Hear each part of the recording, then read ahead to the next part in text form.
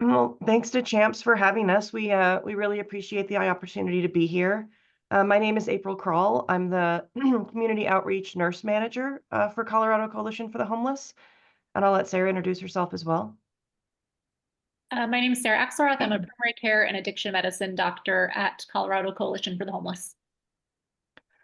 So we're going to jump in kind of with a little bit of background about Colorado and the Denver area and how Colorado Coalition for the Homeless decided that a street medicine program was needed, and then how we kind of developed it and support it. So for some of you that live in Colorado, this will be duplicate information. But since there are people from all over the plains and mountains area, we wanted to kind of paint a picture of what it looks like for us here. So I'm sure most of you are familiar with the point in time count. In 2023, it showed just over 600,000 people nationally that they counted on that one night in January. That HUD definition is people who are sheltered and who are unsheltered, but as I'm sure, again, most of you are aware, that does not include folks that are in jails, that are in hospitals, that are in motels, that have found a friend to stay with for the night. So we know pretty definitively that 653,000 is a drastic and massive undercount nationally. So then if you kind of close the aperture a little bit more, you can kind of look at just Colorado and what are we dealing with here in this state. So in 2023, the point in time count showed 14,000 experiencing homelessness. And we're very confident that that's a huge undercount, because if you look at that number one to the right, 75,000. So those are the number of people, unique individuals in 2023 that access services through the state of Colorado that were monitored in the Homeless Management Information System, that's HMIS. So 75,000 unique individuals in 2023 access some service that's meant for the unsheltered population. And so we counted 14,000, but the number really lies somewhere between 14,000 and 75,000, probably far closer to the 75,000 range. And then if you go in even closer, we can look at Denver Metro and see the count here in the state's biggest city. So in the 7-county Denver metro area, the PIT count was just over 9,000 in 2023, which was a 31% increase for us from 2022. Of those 9,000, 70% were found to be sheltered, so in emergency shelters or transitional housing shelters, and then 30% were on the streets and unsheltered. So as you can see, that's one of the reasons that Colorado Coalition for the Homeless exists, is that in this area there's a massive need, and there has been for the past 40 years, which is when CCH was founded. And then when you look at the number of folks that are out on the street, it's clear that there's going to be a lot of barriers to those people accessing services in a traditional brick and mortar. So we'll go through the timeline in a little bit of how CCH created this program. But we wanted to show you a bit about the why and the need that was done, that needs assessment that was done. We also wanted to look at, there's a whole bunch of talking points. There's a 45-minute lecture to be done on what causes homelessness. And again, we didn't want to belabor the points too much in an audience where probably a lot of that is known information for you. But we did want to point out again, specifically here in Colorado and in the Denver metro area, why is homelessness, why is being unhoused increasing instead of getting better? Here in the Denver metro area, in order to afford a 2-bedroom apartment, you need to make at least $37.47 an hour. And when I say afford, what that means is that you're spending somewhere between 30 and 40% of your income on rent, the rest of your income going to medical care, clothing, food, taxes, things that everybody else has to pay for too. So $37.47 an hour in order to have a 2-bedroom apartment. The number goes down a little bit if you start looking at 1-bedrooms and studios, but you have to think about this in the terms of families as well, and how can they survive here. So if you make the minimum wage in the Denver metro area, you need to work 104 hours a week in order to afford that apartment. And so there's a very clear correlation between rising cost of housing, rising cost of living, a decrease in the average median income, and a rise in homelessness.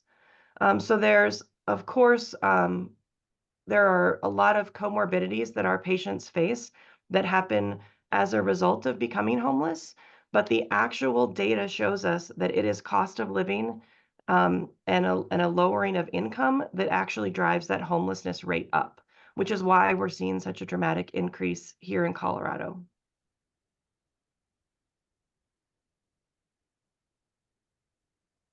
Thanks, April.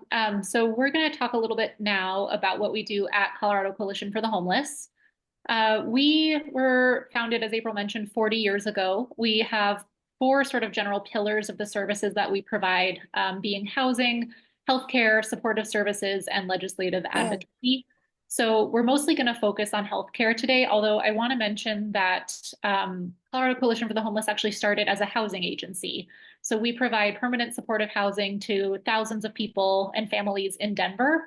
And the medical services that we provide grew out of a recognition that people experiencing homelessness also experience chronic medical comorbidities at rates higher than the general population, and that they weren't getting care elsewhere in the city, and they really needed somewhere that was going to be able to focus on their specific challenges and barriers and meet their specific needs.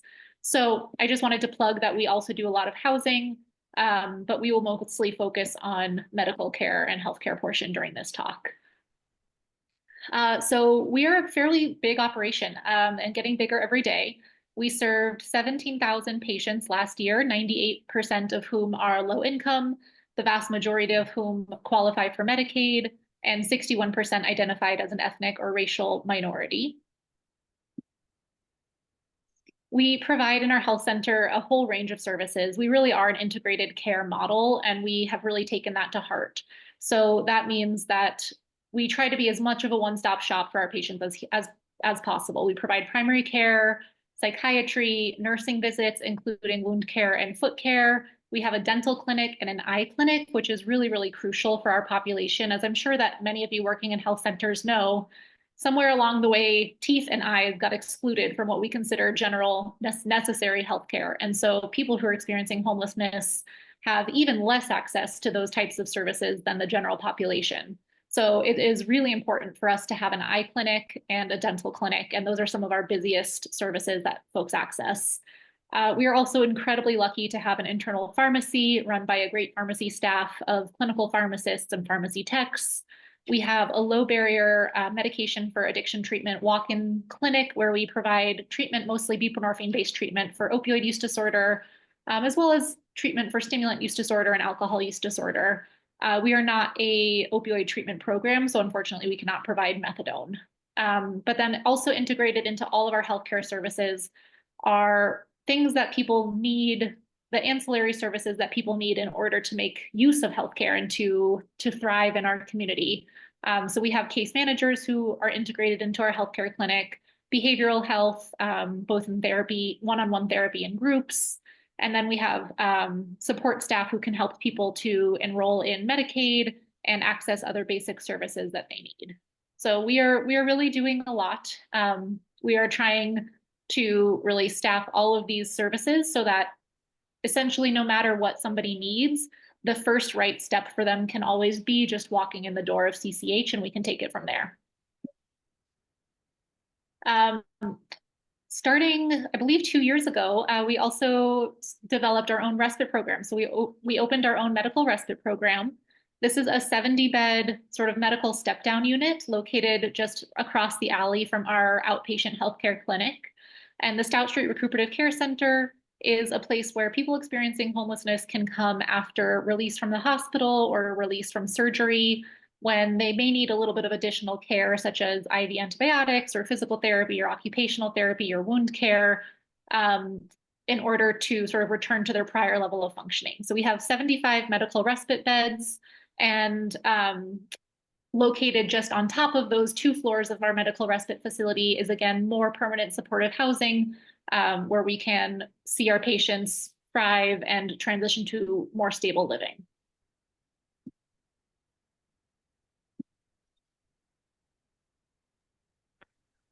So now we're going to kind of move from the overall CCH programming into our specific street medicine program, and kind of tell you a little bit about how it started and what we do. So the first thing is if you look at the Street Medicine Institute, they have a really phenomenal quote that you'll find on their website. The fundamental approach of street medicine is to engage people experiencing homelessness exactly where they are and on their own terms to maximally reduce or eliminate barriers to care access and follow through. Every one of the components of this quote is really, really, really critical to your street medicine program. It's not enough to just go out and meet them where they are, provide the quick intervention that you can, and then call it good. Like your program has to go beyond that to really meaningfully reduce the barriers to accessing care in the future, and then helping those patients get the follow-up that they're going to need. I will say that I think that's probably the hardest part of the street medicine program, is in that initial touch point with somebody, that initial kind of urgent care encounter is probably the easiest part of the program. But then figuring out how do you get them to step B, step C, and then eventually into stable medical care, that's the really, really hard part. So if you look now at the barriers to traditional care, so what is it that we're trying to break down? What is it that is in the way of traditional care? So a lot of this, again, will be something that if you work in healthcare for the homeless will be a little bit of preaching to the choir, but I think it's important to call it out intentionally when you're beginning to work through your program.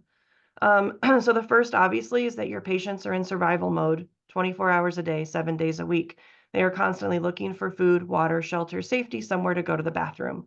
And when those are your top 5 priorities, dealing with the wound on your foot or the fact that a doctor 6 months ago told you you have high blood sugar, it's just not on your radar as a thing you can deal with. And so it's a lower triage priority for them at that point. There's a lot of history of trauma and mental illness. There's a lot of fear. Everything is kind of based in fear. So a fear of diagnosis.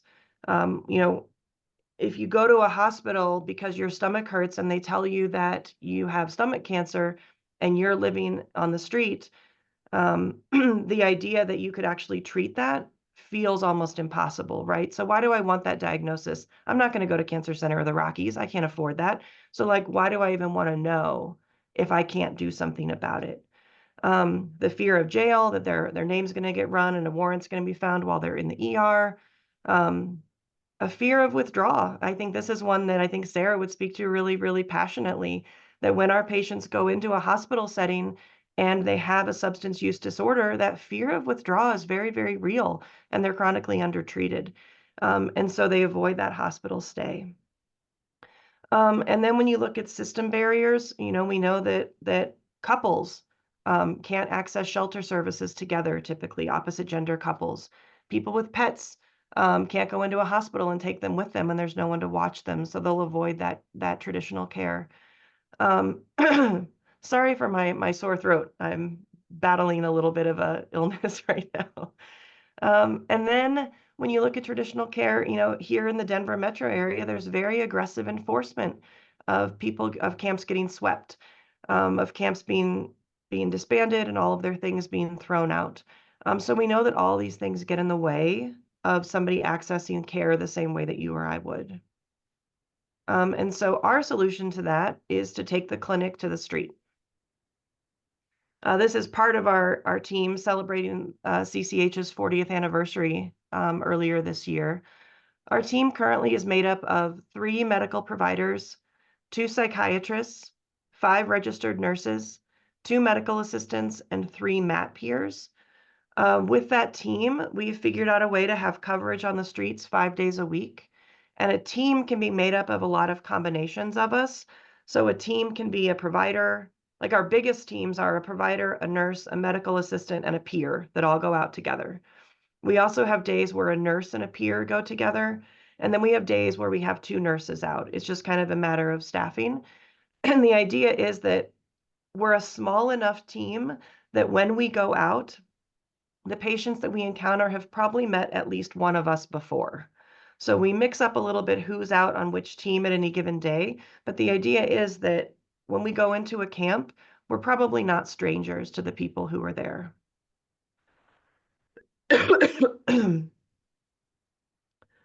And then here I'm going to hand this back over to Sarah.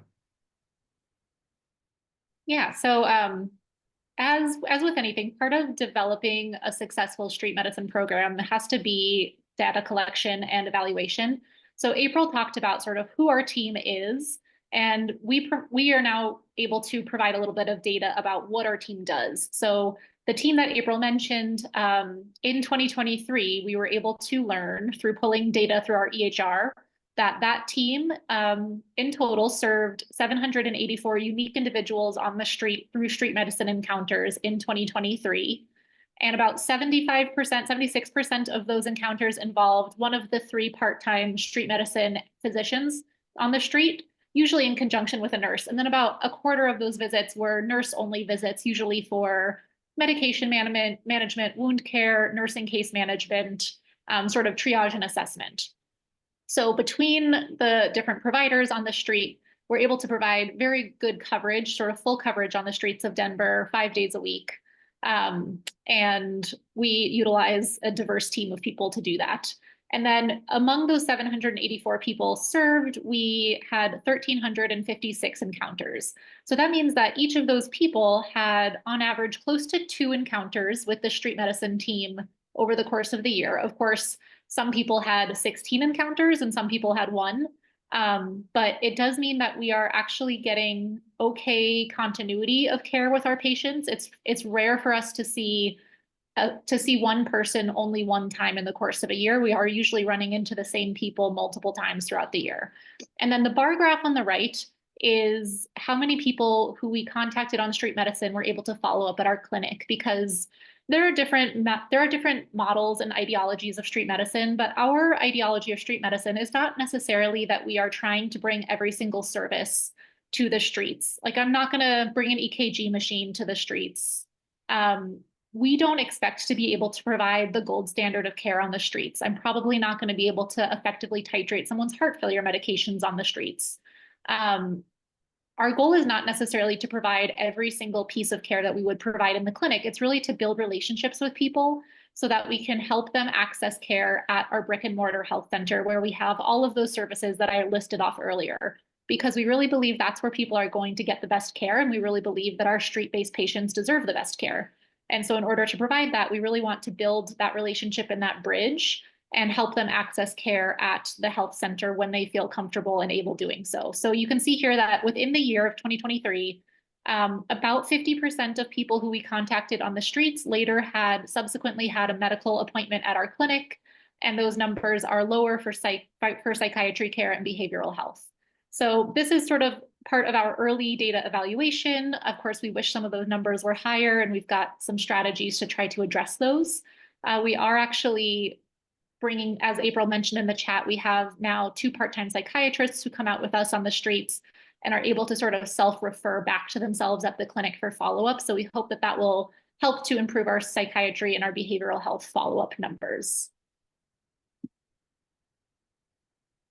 And so what are we doing, I guess, in those encounters with those 700 people and those 1,300 encounters? Well, like our model of care at Stout Street at our brick and mortar clinic, we are, again, an integrated collaborative health model. So not to beat that term over and over, but we really believe in that very strongly, and it really guides everything that we do. So as April mentioned, on our team, we not only have doctors and nurses, which are crucial, but we also have 2 part-time psychiatrists, because we know that untreated mental illness is common on the streets, and people, for valid reasons, have a lot of uncertainty and fear about coming to an office to meet with a psychiatrist. But if they can meet with someone on the streets and develop that relationship, they're much more likely to follow up with them in the clinic. We have outreach behavioral health clinicians who come out with us and can sort of counsel people through crises, arrange for follow-up. We have pharmacists who come out with us when we're managing some complex sort of pharmacological issues on the streets.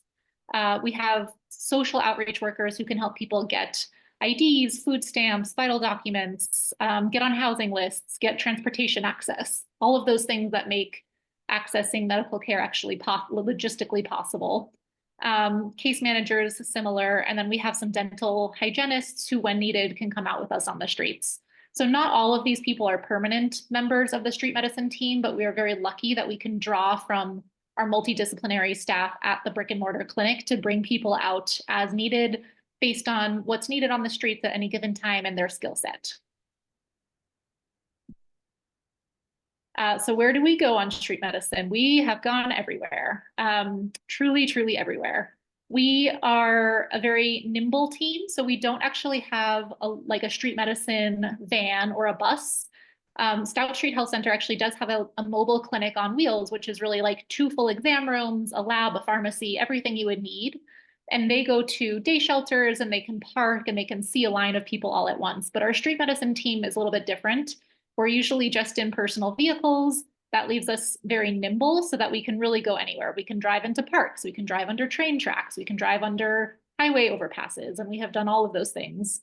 So we really truly go wherever our patients are, as long as it is physically safe for us to get there.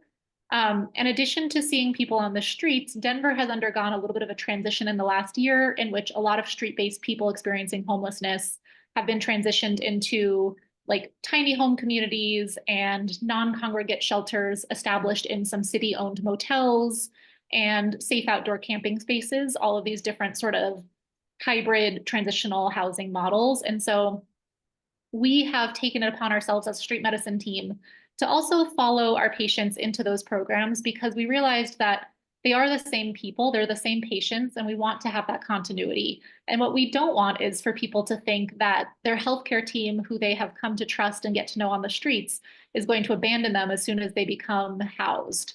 That would really, we fear that that would really undo a lot of that relationship building. So we've really made an effort to follow people into these programs when they are admitted to these programs and sometimes follow them back out of the programs if it doesn't work out. But we really emphasize trying to have as much continuity as possible, recognizing that their lives are chaotic and it is hard to track people, but that's our number one goal.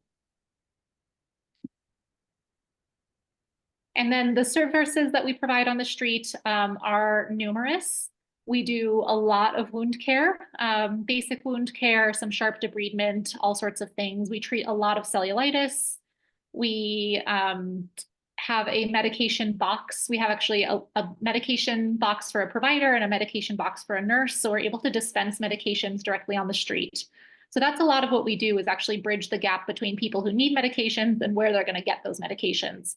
A lot of times we see people who are discharged from the hospital for an infection, and they say that the doctor sent a prescription to the discharge pharmacy or some Walgreens, and they don't know what pharmacy, and they're not going to go get it because they don't have ID. They're not sure if their Medicaid is active. They don't have money for a copay, or they just wanted to get out of the emergency room as soon as possible. So for lots of reasons, people don't end up having access to medications they need even pretty acutely.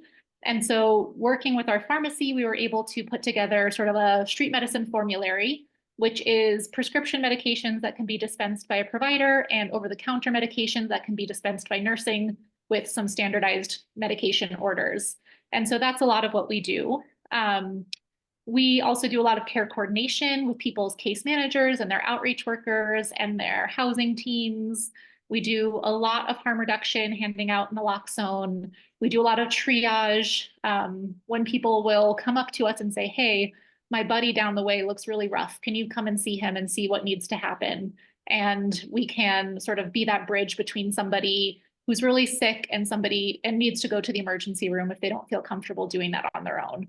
So we do a lot out there. Again, we're not trying to bring every single service to the street, but we are trying to meet sort of the most immediate and acute needs and then come up with some very reasonable, practical follow-up plans from there.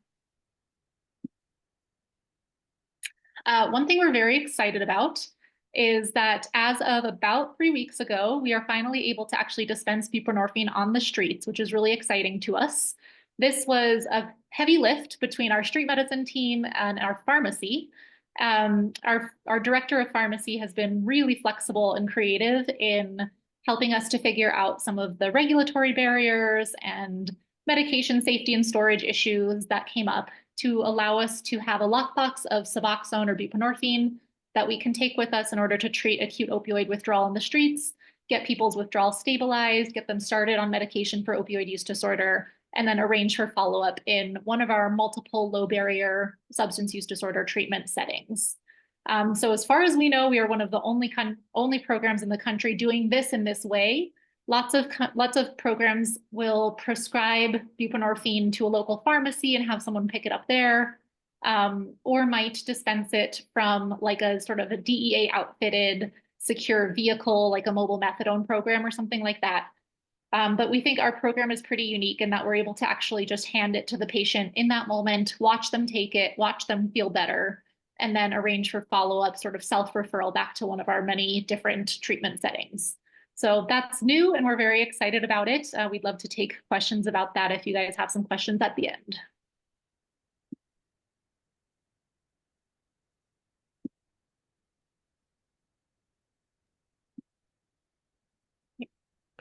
So next we wanted to look at like what we were calling our street medicine toolkit. So if you're getting ready to develop or start your own program, what is like a quick couple of things you can start to check off to get set up?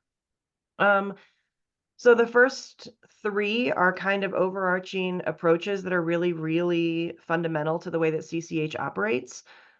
We operate from a model of trauma-informed care, knowing that so many of our patients have trauma in their background and how that should set our expectations of how they're going to interact with us and what they need and what they want from us, which we will talk about a little more in depth a bit later.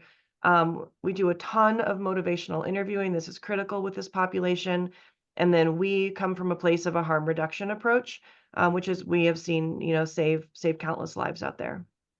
So when you're looking at your actual program, the first thing I would do is a needs assessment. So look at your area, look at your local PIT count. How many folks do you anticipate that you're going to need to serve? Where are those people getting their services now? How many other organizations provide this sort of service? How are you going to do it given Medicaid constraints? So are you going to rely on Medicaid reimbursement, or are you going to rely on other funding sources? So kind of do that needs assessment for your community of what is out there and what do they actually need?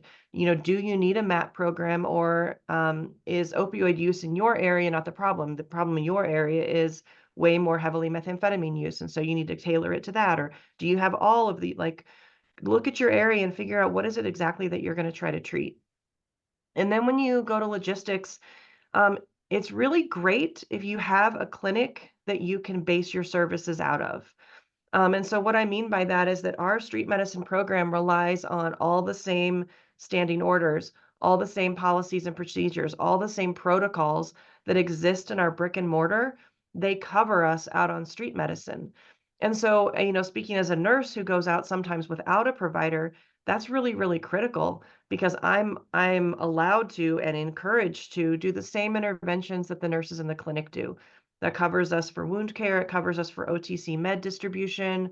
And then for our providers, Sarah's been able to use the same programming that she uses in the MAC clinic at the brick and mortar. She can take that out onto the street. So having that clinic behind you is really, really helpful, because it creates all those pathways that already exist. Now you can just take them out. And then we love our pharmacists. You really want to make friends with your pharmacists if you have access to those. Figure out where you're going to get medications from, because the amount of trust that you can build with patients out on the street when you're able to hand them the thing that they need, it's really, really can't be overstated. And so our pharmacy has been incredible. Sarah talked about our formulary box. When we have a provider with us, that's when they're able to dispense antibiotics, antihypertensives, Plan B. I'm missing a whole bunch of a giant box full of meds. But it's really great when you go to a patient and instead of saying like, can you come down to the clinic to pick up your med, or can you go to the Walgreens? If you're able to just hand them an envelope with the instructions written on it, like what you're telling that patient is, I'm here to help you. Let me do that literally in this moment. And then the nurse med box too, it's the same thing. When we're out without a provider, there's a lot more restrictions on what we can do, But what I can do is say, like, I can offer you this Tylenol, I can offer you this cream for your athlete's foot, I can offer you Narcan. There are things that you can have your nurses do autonomously that are completely, covered within our scope and are really, really helpful in relationship building with your patients.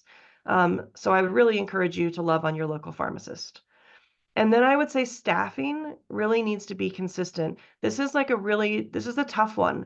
We don't use volunteers in our program, and we do that very intentionally because we don't want a revolving door of folks that are going into camps. You have to build so much rapport and so much trust. And the way that you do that is by continuing to show up. You continue to show up over and over and over again, and eventually that patient will probably accept your help. So we have patients that, you'll see once and you're like, wow, that leg looks a little bit like the wound is becoming infected. I think you need to see a doctor. Do you want to come with me to Stout? And they'll say, no, no, I don't want to go today. So we'll go the next day and we'll take our, this is a day where we have a doctor with us. So we'll take our doctor and Sarah will go, well, it does look infected. Let me give you some antibiotics, but it gets worse than it was yesterday, right? And then we go 2 days later and it's worse. And they say, no, I still don't want to go to the hospital. But by day 5, day 6, day 7, we're still showing up. And eventually we get them into the hospital where they need IV antibiotics. It's that sense of the same face as the same person. And so it's really tempting to use volunteers. And I think it's not impossible to use volunteers, but I would say that consistency is really important, and you should have an end goal of creating a program that is sustained with employees.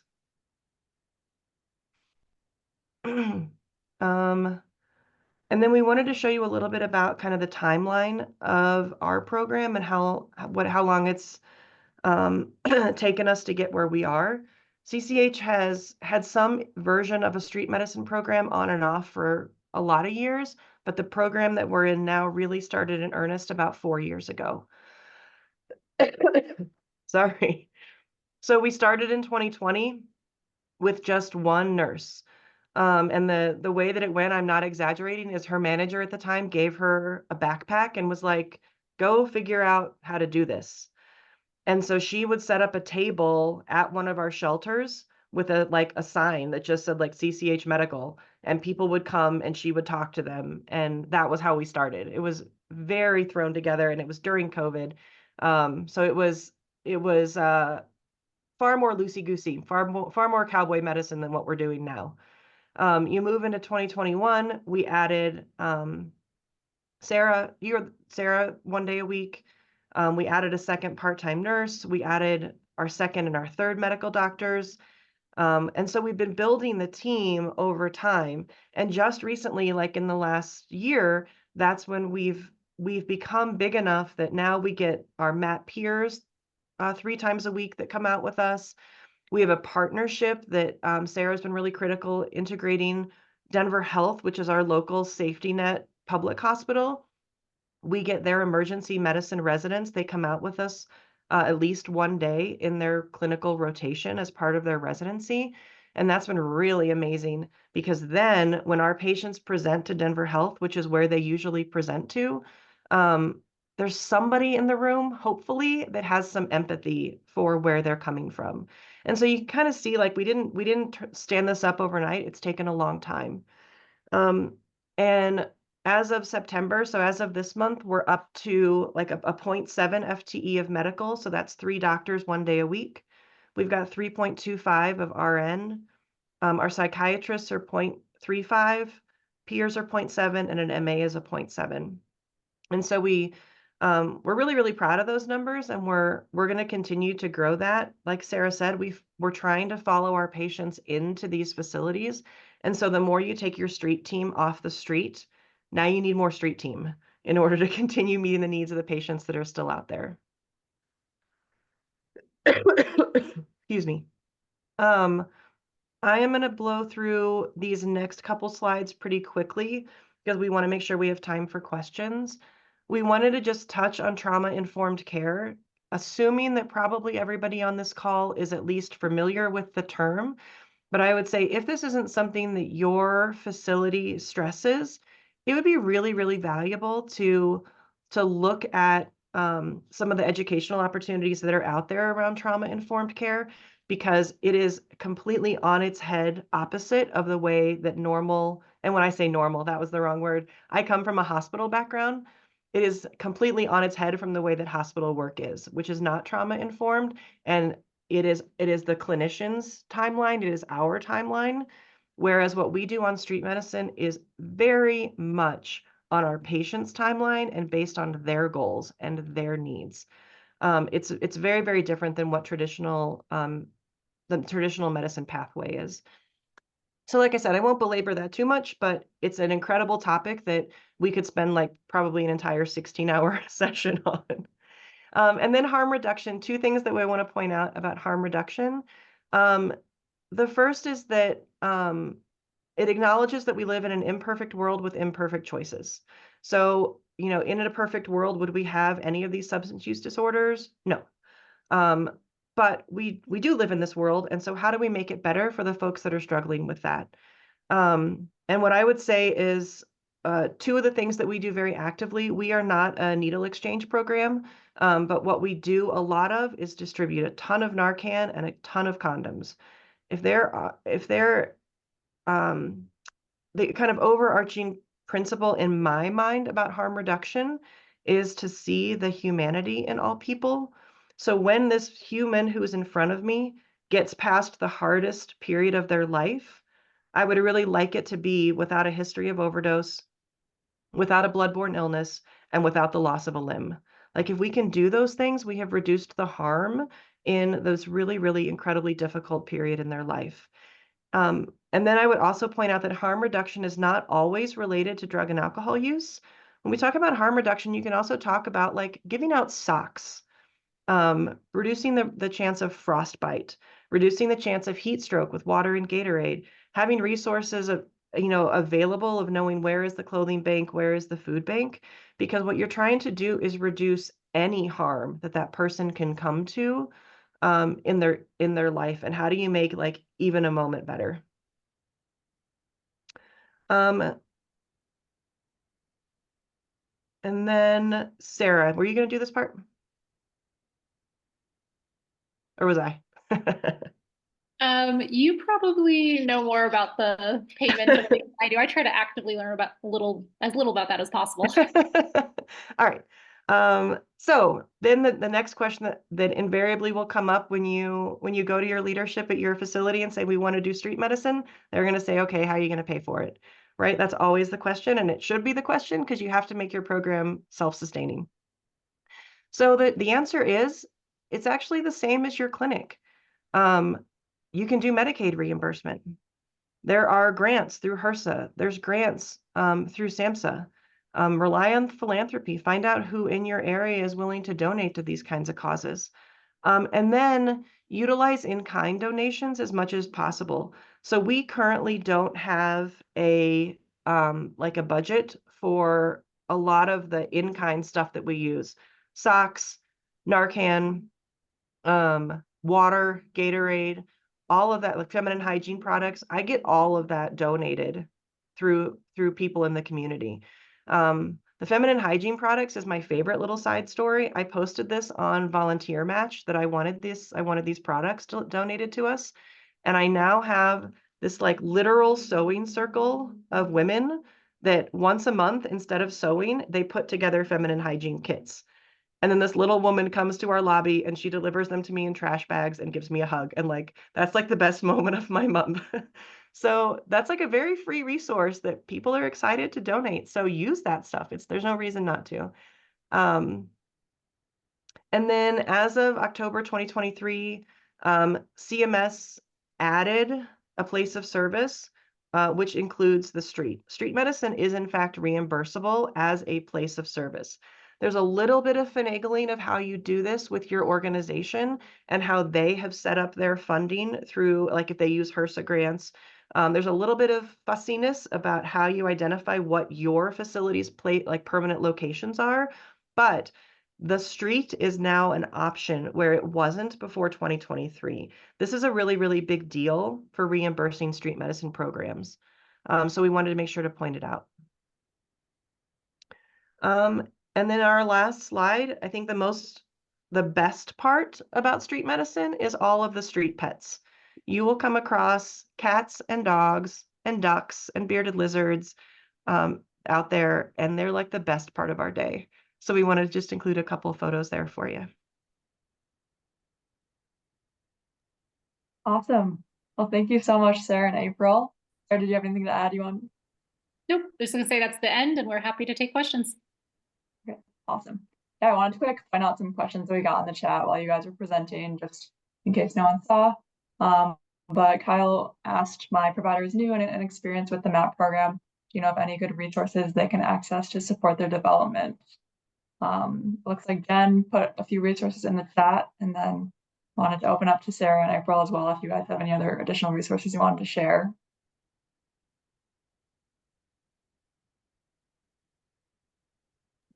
Yeah, I will echo American Society of Addiction Medicine. They have tons and tons of free resources for providers, as well as PCSS, which I mentioned.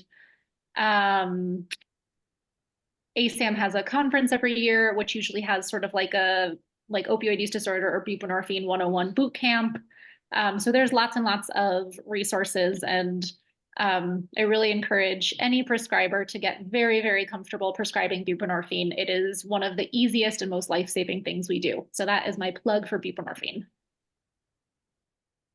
Great. And then another question we got was, what type of safety precautions do you have in place, especially once word gets around that you are administering medications? Yeah, I'll just sort of reiterate what I said in the chat, and then maybe April can chime in. I said the most important safety procedure is that we just never go alone. There's no reason for it. We always go at least in pairs, more often in groups of 3 or 4. And that's really important so that like when I'm doing wound care, like I am hunkered down, like looking at someone's foot, I'm really not aware of my surroundings. I really need somebody to be just kind of circulating around with some situational awareness, because when you're providing that one-on-one level care, you really are trying to focus on that person, but necessarily sort of to the exclusion of your surroundings. So never go alone. We are not EMS, we're not police, we're not fire. And so if we have truly bad vibes, like that's all it takes, we will leave a place. It doesn't happen often, but it's happened even for just like a fist fight breaks out, 30 yards away. But we just don't need to be there for that. You don't know how that's going to escalate. And it's not our responsibility to intervene. So as soon as anybody on our team starts to feel unsafe, we have an agreement that if anybody feels unsafe, really for any reason, and you don't have to justify it, we will just leave. We will make a plan to come back to see that patient later. But if anyone feels unsafe for any reason, it's just not worth us being there.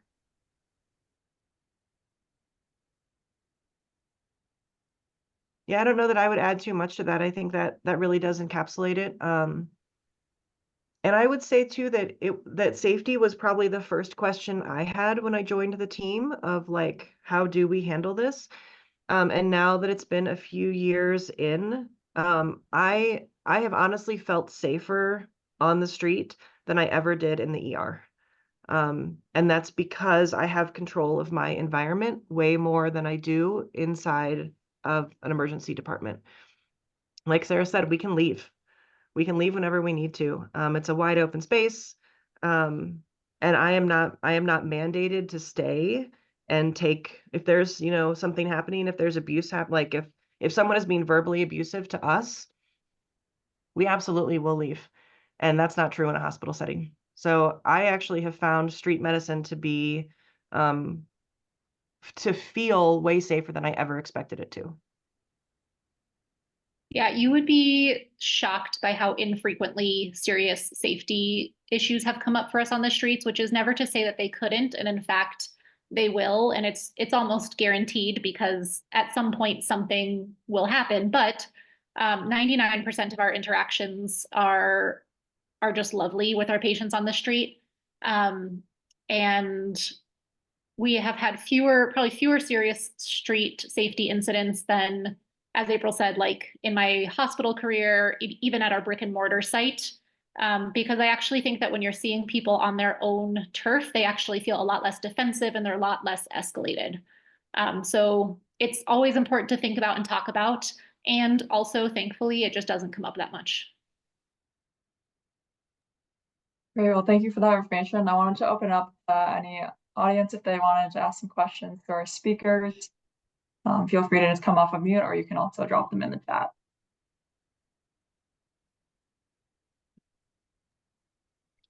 Also, it looks like there's one about documentation, which is a great question. We do a little bit of a mixture of that right now. We all have our documentation system at CCH is available on a mobile app. So a lot of the times what we do is when we encounter somebody, we'll look them up on our phone so that we can read their history, see their meds, see their allergies, see the last notes. But then the actual documentation we do after. We have some dictation services that are available that would allow you to dictate like in real time or in the car afterwards. But as a team, we have found them to be a little clunky.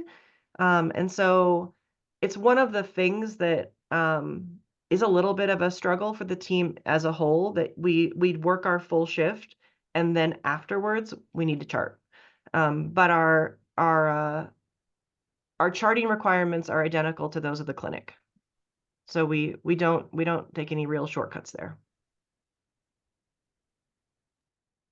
Sean had a question in the chat that I'll just read out loud. It says, any plan to extend beyond Denver area or collaborate for mentorship with community health centers who may be interested in offering street medicine services? So I might punt that question to April, who might have a more detailed answer.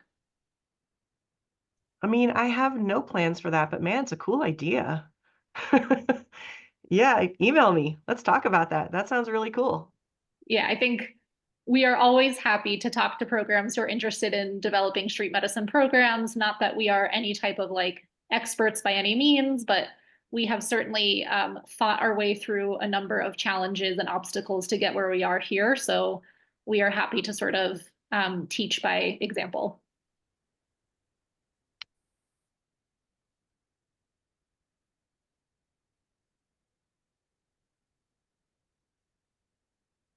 Great, and then one other question we received was, or I guess this is what they would like to learn about during the session, but someone said they would love to learn more about street medicine during inclement weather from our Colorado neighbors.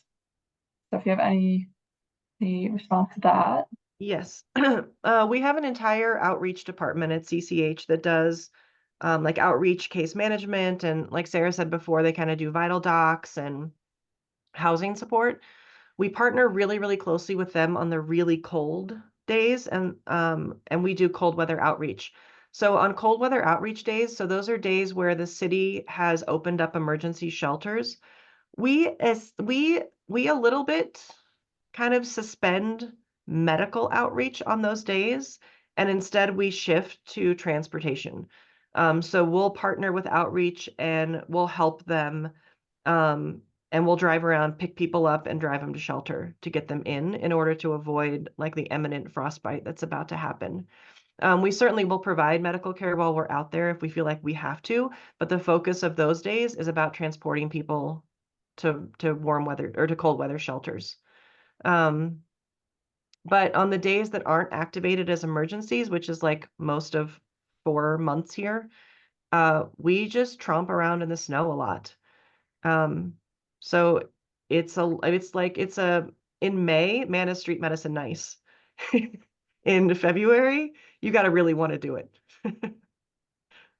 Yeah, I will echo that we are we are out every Monday through Friday, regardless of the weather. So we have been out when it's 4 degrees and when it's 104 degrees. A challenge really this summer, as compared to the last 3 summers that I've been doing this, has been the heat. And this has been a really hot summer in Denver and in Colorado. And unfortunately, there's kind of less that we can provide.